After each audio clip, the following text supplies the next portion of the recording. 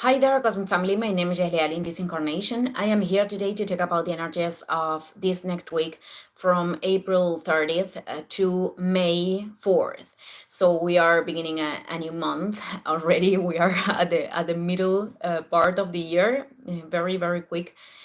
The time is going very fast. So we have very, very few aspects this week, but we are going to experiment an extension of the new moon that we are going through today. First of all, because the opposition between Mars in Leo and Pluto in Aquarius continues to be active.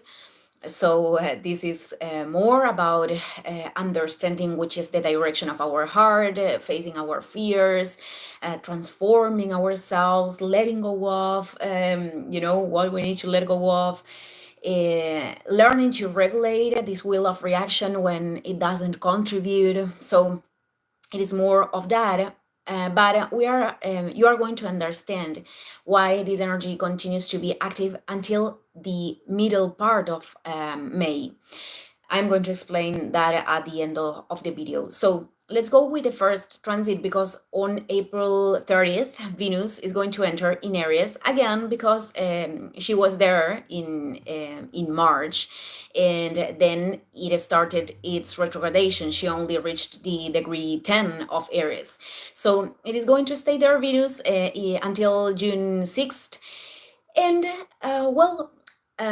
when Venus was retrograde, she did this Venus star point, the conjunction between Venus and the Sun, and it was an inferior conjunction. Therefore, Venus turned into a morning star, and it has this active quality.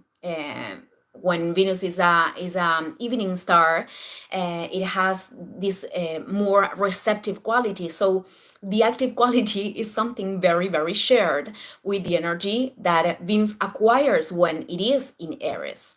So Venus in Aries is this will of action for our desires, being willing to explore new things, being willing to start new things. Also could be this impulsivity and wanting things for yesterday. So that is the thing that we should regulate. But it is a very nice energy. And the thing is that Venus on May 2nd is going to have an encounter with Neptune in Aries. And this is the third encounter, actually, because Venus had conjunctions in Pisces with Neptune on February 1st and on March 27th when she was retrograde. And those conjunctions meant, the first one also, the North Node was there actually in both of them, but the first one, the North Node was very, very close in mathematical degrees. So the conjunctions in Pisces is a sign very associated to endings. So they represented dissolution of expectations that were disconnecting from reality, dissolution of things that we perhaps believed we desire, to connect with true desires of the soul, the connection, the more cultivating a higher connection with our own intuition, to know which is the things that we truly want and inspire us. It was also identifying where our energy perhaps was unlimiting, drained. So right now that they are having this encounter in Aries, this is more about I am incarnating a direction. There is something, a dream, something that is in a potential plane that I really want to begin. And let's remember that Mercury on April 17th, on that week, also made this conjunction with Neptune. So those days, an idea, a conversation, something could have opened our vision, regarding this direction. And right now with Venus, it is more like, I really want to do this. I really want to begin with this. And we're talking about something new that is being developed. So this is the first important transit that we have. And then on May 4th, we have Pluto beginning its retrogradation. So this is the reason for what I was saying, that we're going to feel the Plutonian energy until the middle part of May.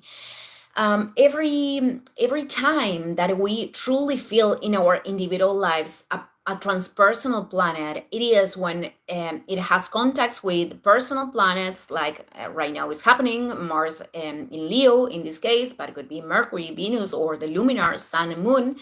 And when it starts its retrogradation and when it awakens from the retrogradation. So we are going to feel the whole week the energy of Pluto that leads us to find a center to review, the things that how we are operating regarding the power. If we are, trying to exercise the power by controlling things, or if we are exercising our power from a space in which we are, bringing awareness to the things that truly we need to approach by facing our fears, by allowing the transformation and letting go of the things that aren't really contributing, by changing our perceptions. So the Pluto in Aquarius is this invitation to another level of freedom, but it's not only a freedom in the material reality, it is a freedom that belongs to this profound transformation. So Pluto, it is going to be the regent of the next full moon in Scorpio, and it is going to be still stationary by that moment. This means in the same mathematical degree where it starts the retrogradation. That's why we are going to have these next days this energy of purge, of crisis too, because Pluto many times represents the crisis that opens up the potential, a new potential reality, the recognition of our inner strength. So it is not a comfortable energy, but necessary. And we are going to see that Pluto, not all the year is a Plutonian year, So this is a phase, actually. Energy won't stop because nothing is static. But what I am referring with this is that in a short period of time, through 2 or 3 years, sorry, I am mixing the languages today, we have the change of all the transpersonal planets into new signs, which is a lot.